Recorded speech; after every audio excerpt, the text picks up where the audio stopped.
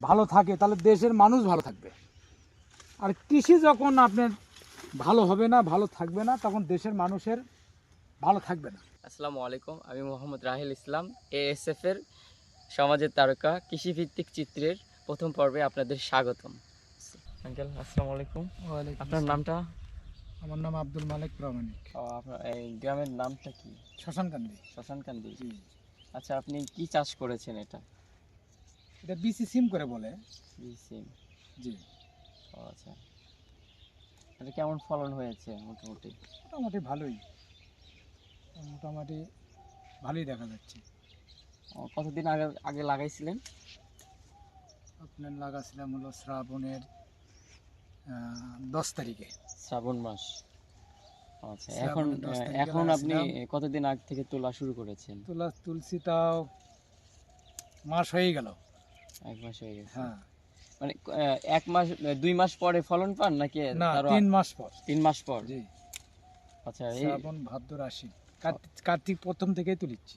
এটাই কি অগ্রহায়ণ মাস? হ্যাঁ, হ্যাঁ, বুঝতে মাস পারছি। শেষ।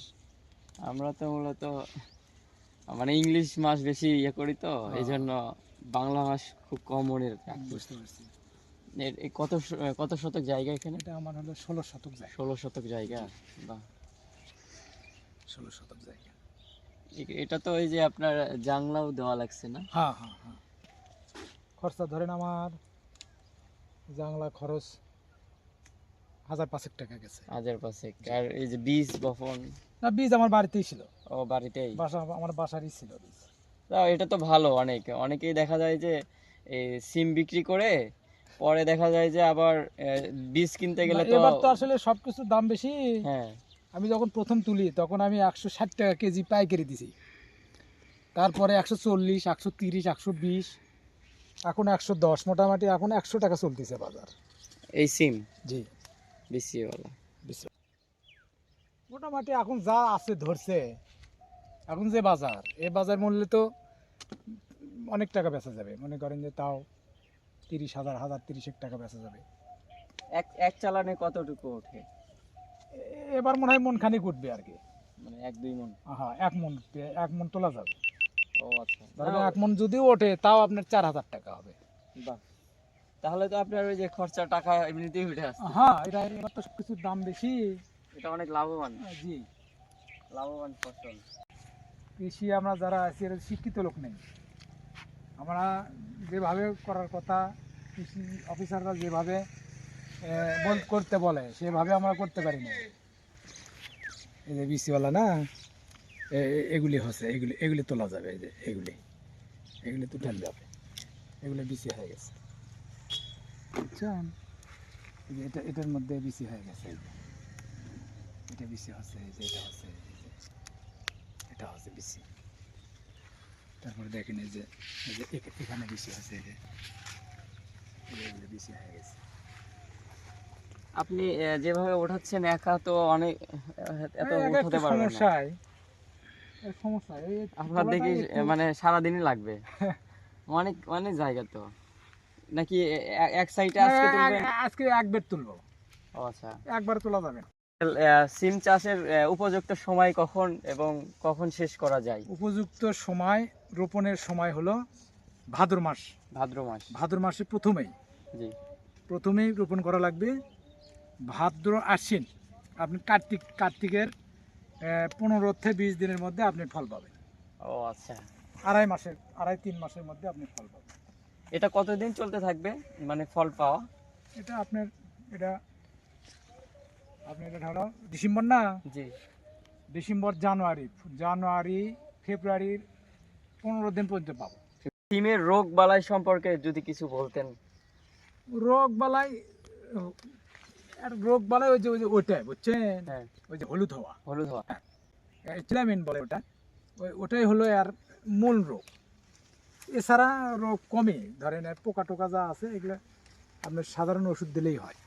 পোকার যে ওষুধ আছে আপনার ওয়াল্ডারের সাথে গিল্ডার বা ফাইটার বা অন্য ওষুধ দিলেও হয়। আমরা এটাই দিই, ফাইটার দিচ্ছি আর গিল্ডার, ওয়াল্ডার এগুলোই। কৃষি কর্মকর্তা যারা আছে এই রোগ সম্পর্কে কোনো হ্যাঁ, আসতেছিল। নিয়ে নেন কিনা? হ্যাঁ, অবশ্যই অবশ্যই তাদের ওনারা কাছে আছে যান? যে ওই যে আমাদের খলিল ভাই ছিল কৃষি অফিসার, উনি তো মারা গেছে, তো ওনার পরিবর্তে যে কে আছে আমি জানি না। উনি আসতেছিল, ওনার খুব সহযোগিতা করেছিল আমাকেও। এখন যে কে আছে এর মধ্যে আমার সাথে কথাবার্তা হয়নি। আঙ্কেল, এই সিম লাগানোর আগে আমরা কিভাবে জমি তৈরি করে নিব? জমি তৈরি করার আগে আপনার জমির চাষ দেওয়া লাগবে, আপনার সার দেওয়া লাগবে, সার টিএসপি দেওয়া লাগবে, পটাশ দেওয়া লাগবে, তারপরে আপনার এই ব্রন দিতে হবে, তারপরে আপনার জৈব সার, গোবর, এগুলো আমরা দিছি। দেওয়ার পর তারপরে আবার চাষ করা হয়েছে। চাষ পরে তারপরে যখন উপযুক্ত হয়ে গেছে তখন আবার জমির একবারে ঠিক করে তারপরে আপনার বীজ রোপণ করছি। তো এটা লাভবান জিনিস, এটা করলে লাভ আছে, অবশ্যই লাভ আছে, আর খরচ কম। জি। এই সিমেন্টার আপনি খরচ কম, আপনার এখন আর আপনার কোনো প্রকার সার দেওয়া লাগবে না। আমার জমিতে সার দেওয়া লাগবে না, কিচ্ছু খালি সেচ দিছি, সেচ দিছি, পরশু দিনে সেচ দিছি। এখন খালি উঠাবো, এখন সামান্য কিছু ওষুধ লাগবে, পোকাটা যেন আক্রমণ না করতে পারে। এই যে মাথা পর্যন্ত আপনার ফল আছে, জ্বর আছে, জি। এই যে এটা শেষ হলে যে এটা আবার আসতেছে, যে আকার থেকে আবার আসতেছে, মোটামুটি লাভ আর কি। আমি মনে করেন ধরেন তাও 8-10 হাজার টাকা বিক্রি হয়ে গেছে আমার অলরেডি। আপনার টাকাই উঠে গেছে তাহলে? হ্যাঁ, 8-10 হাজার টাকা আমি বিক্রি করছি। মাশাআল্লাহ। এই যাবে। তা এ তোলার যদি আমি ধরেন 1-1.5 মন ওঠে, মনে হয় বেশি উঠবে আর কি, যেভাবে দেখতেছি মনে হয় বেশি উঠবে, মন 2 উঠবে আর কি। তো 2 মন যদি ওঠে তারা 8,000, আরো 8,000। জি। এ তোলাতে আমার মনে করেন ধরেন 8,000 টাকা উঠে আসবে। বাহ, ইনশাআল্লাহ। ভালো। কৃষি বাংলাদেশের সব কিছু নির্ভরশীল কৃষির উপর।